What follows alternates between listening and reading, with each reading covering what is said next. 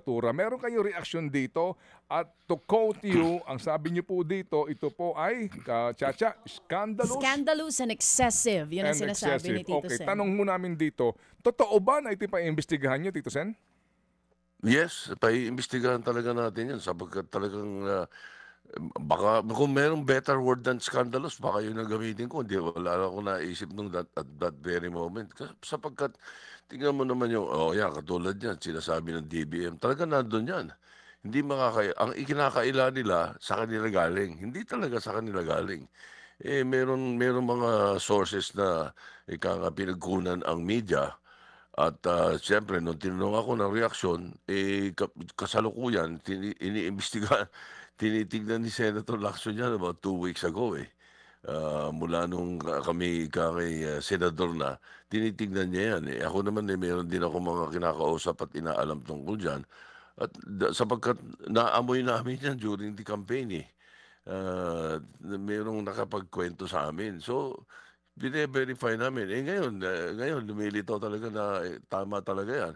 Ngayon, bakit ko sinasabing scandalous at, excessive? Kasi kung ang mga senador, yung NEP muna, yung NEP budget ng presidente aakyat sa Congress. 'Pag pinadala sa Congress, yung Kongreso iti-tweak 'yan, may mga gagalawin, may kung ano-anong gagalawin diyan na sa tingin nila dapat, yung iba nagpapaalam sa presidente, yung iba hindi. Aakyat sa Senado ngayon. Pag aakyat sa Senado, okay na. Ito ngayon, may mga amendment sila, may kanya-kanyang amendment yung mga senador. Okay lang yan kung institutional amendment. Ngayon, kung maglalagay sila ng mga sarili-sarili nilang project, ang mga ikangay pinapayagan noong araw, noong mga panahon namin, saka noong mga panahon naming mga old-timers, kung meron mang ikangay ipapasok na project ang mga senador na let's say nasa mga 200 million, 300 million, 500 million sa isang lugar, sa bansa niya, sa bayan niya, or something like that. Yung mga ganon, tinotolerate yun. Sapagkat usually dapat merong program of work na tinatawag. Okay. Pero pagka ganyan bilyon-bilyon ang usapan at hindi ninyo nilagay sa budget kundi nilagay niyo sa BICAM, ay teka muna, ibang usapan yan. Malalang pork barrel ang tawag diyan, hindi ba? Hindi kung pinag-usapan ninyo sa floor yan, pinasok ninyo dahil amendment ko, kailangan ko ng isang airport sa ganitong lugar, ganitong ganyan, ganyan, ganyan. Hindi nilagay ng gobyerno, ng executive. Gusto kong ilagay.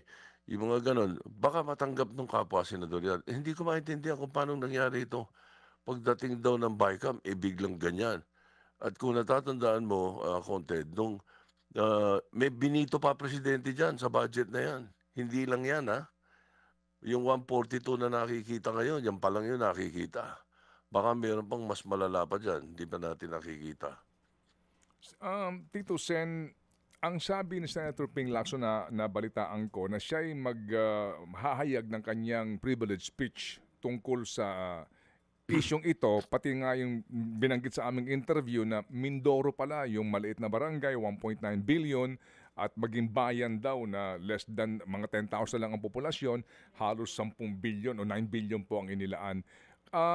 Pag siya nagtalumpati, susunod ba ron ang iyo ng paghahayag na ito'y imbestigahan ng Senado? At kung iimbestigahan ng Senado, parang lalabas dyan, you are going to investigate a few of your own. Oh, yes. We have to do that because we cannot tolerate that. Hindi natin pwedeng hayaang maulit, eh. So paano mangyayari dyan? Una sa lahat, pigilin natin yan. Kung ito hindi pa nare-release ng gobyerno to, dapat hindi i-release ng presidente.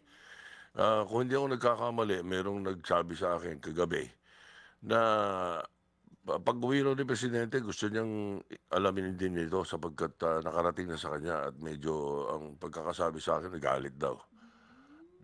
Kasi siguradong hindi niya alam, eh. Dahil kung alam niya yan, ibibito yan, eh.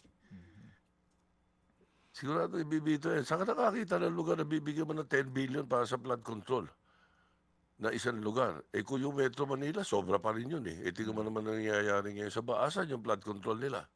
Nasaan yung billion-billion na nilagay sa flood control na yan? Opo. So, sir, Tito Sen, ano yan, you're going to file a resolution or through a motion right after the speech of the good Senator Ping Lacson? It will definitely be a motion to ano, To investigate? to refer to investigate and refer this privileged speech of Senator Lacson to the proper committee. In this case, it will most probably be the DPWH and the department and the Committee on Finance. Will that be the Committee on Finance? And sir, kasi po ngayon pa lang may agam-agam na, 'di ba, Senator, kasi with all due respect, hindi may tatanggi. Sa ngayon parang barkadahan ang datingan 'Di ba? Kampi-kampihan yun lang pong assurance na dito po talagang isusulong nyo ang investigasyon para maging lantaran, maging transparent kung ba't nangyari ito at sino mga taong responsable dito. Yes, ika nga yung mga parliamentary strategies naman medyo pinagdaanan na natin yan. So alam na natin kung paano mapipilit natin na tawagin yan. Natawagan yung investigasyon niya at magkaroon ng hearing ang proper committee na itatakin nila yan. Baka nga, tingnan natin, baka may maisip sila ibang committee na pwedeng pag-referan yan. Opo. But definitely, sir, ito ang inyong isa sa mga unang measures na inyo pong ihahain. You're going to open the session on Monday in the morning and of course, baka doon hindi pa ito mga kailan po ito next week sa inyo pong pagtansya pati yung speech po ni Senator Lacson? Kung medyo magkakaroon ng magandang pagkakataon, baka sa 29 na o sa 30. Ano, at the latest siguro niyan would be the next Monday after that. Ano, or mas baka pwede ng Wednesday yan. Kasi ang sigurado ang ipipilit nitong majority, kung sino man ang maging majority, pagdating ng Martes, ay mag-i-elect ng mga committee membership yan Mag-i-elect ng mga, committee chair at chairman, chairpersons, at saka committee, excuse me, saka committee members. So baka maubos yung araw na yun ng gano'n. Pwede rin naipasok ni Senator Lacson yan o baka Wednesday. Opo. Tito Sen, nag-uusap na ba kayo ni Senador Risa Ontiveros? Kasi the possibility, kung sakasakali man po na hindi kayo pala rin makakuha ng majority support, no, ay kayo o kaya si Ma'am Risa ang maging minority leader? Yes, mag-elect kung sino ang mga bumoto sa magiging Senate President, automatically members of the majority yon. Kung sino naman ang mga bumoto, ng mga hindi bumoto sa mananalong Senate President, ay automatically ang tawag doon ay members of the minority. Ngayon, doon sa members ng mga minority, they can elect their own minority leader. Okay. Opo. And dyan ba sa usapin po ng minority leader, no? Meron na ba kayong usap-usapan ni Senator Risa Ontiveros? Because definitely Senator Risa, klaro na hindi siya boboto kay Chis Escudero. Hindi pa kami nagkakausap Kung hindi ako nagkakamali, ang kausap ni Senator Risa ay si Loren yata. I'm not sure. I'm so sorry. Hindi ko ma-verify yun Okay. So yung saka yung ano yun isa pang tradisyon is kung sino yung natalong Senate President, usually yun ang ginagawang minority leader. Opo. Yung nga din po, pati nga din sa House supposed to be, yan po ang yan po ang custom and tradition. Opo. Tito Sen, ano ba ang magandang benepisyo para sa bayan kung sakasakali na either ikaw o kaya si Ma'am Risa o kaya si Sir Ping Lacson o maging si Senator Subiri or Loren Legarda ang maging minority leader? Magandang benepisyo sa ating mga kababayan sapagkat talagang may scrutinize natin. Hindi, yung whether mapunta kami sa minority o sa majority, talagang hindi kami papayag na mangyari yung nangyari last year, eh. Talagang i-scrutinize namin 'yan. Imbes na kung saan natin itapon yung pera, ba't di natin itapon sa mga kababayan nating naghihirap? Ano, taas ng bilihin, maraming mahirap, Mm. maraming nagugutom. Pagkatapos bilyon-bilyon sa mga lugar-lugar kung saan-saan ninyo na na hindi naman namin nakikita. Mm. Hindi natin nakita ba natin kung ano nangyari do'n sa 10 billion do'n sa municipality na 'yon?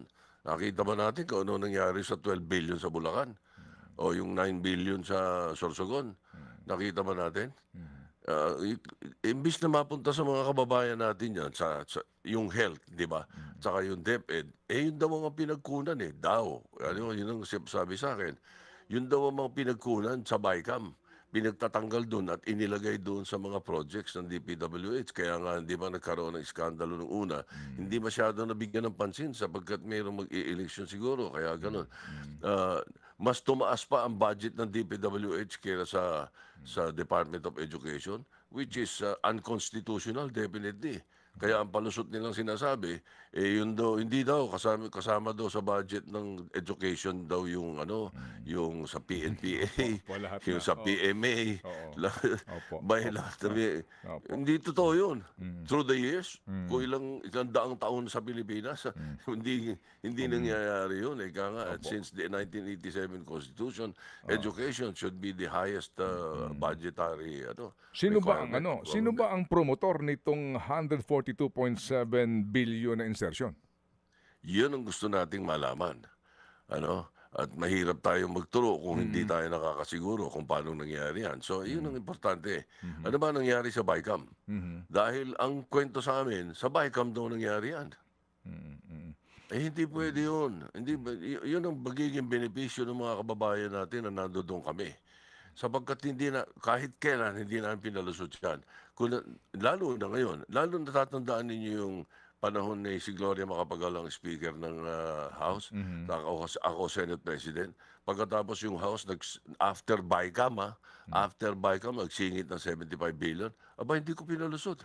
Mm. Hindi ako pumayag kahit anong mangyari. Nagpunta pa sa akin yung isang congressman, sumalangit nawa siya. So, nagpunta pa sa akin at kasi wala na siya rito. Mm. So, nagpunta pa sa akin at parang pinaparamdaman ako na hindi naman daw makikinabang din daw kami doon. Sabi ko, sabi mo sa mga leader ninyo, hindi nyo ako kilala, no? Mhm. Mm. Sabi ko, Opo. masama Opo. pagkakakilala nyo sa akin. Sabi ko, Opo, hindi ako opo. papayag. So, Hindi ko so, gagawin sa mga kababayan natin yun. so magiging resource person nyo dito si Senator Grace po na naging chairman ng Committee on Finance in the Senate during the budget deliberation. Hopefully, yes. Oo, kailangan na imbitahin natin siya at tanungin natin. Opo, opo. Sige. Lalo na yung mga taga-DBM, Mhm. saka yung mga taga-Department of Finance, yung mga nag-handle sa House at saka sa Senate ng budget. So ito hong 142 lalabas, Senate counterpart ng insertion kasi meron pa sa House din eh. Nagkanya-kanya sin sila dun eh. Malamang. Malamang. Paano nakalusot sa House yun na magkaroon ng ganun? Kung hindi meron din doon. Kaya lang, baka hindi naman ganun katindi. Opo, opo. Ito kayang 142.7, bahagi ito ng 228 na, if you recall, di ba, na isiningit sa DPWH budget. Ito ba yun? Oo, malamang. Oo. I strongly suspect that it is part of that. Okay. Ito nga po yung kamot ulo si Presidente, no? Kung paano niya maaayos tong problemang ito. Sige po, so Tito Sen, kasi mag-aalas 10 na. So, Yes, sir. kayo, Baka kayo, ano kayo ba yung attend sa sabi- SONA? Will you attend the SONA? Malamang, pero sabi ni Presidente, tigil daw muna lahat ng preparasyon sa zona eh. Nakita niya yung nakita raw yung mga nangyayaring oo. mga flood eh. Mga flooding kung ano-anong nangyayari sa mga kababayan natin ngayon eh. So, pinatitigil daw yata muna niya. Yun ang nakarating sa akin balita. Hinihingan nga ako ng reaksyon eh. Sabi ko, sa titingin ng Presidente, pwede na mai-postpone nyo. Bakit hindi?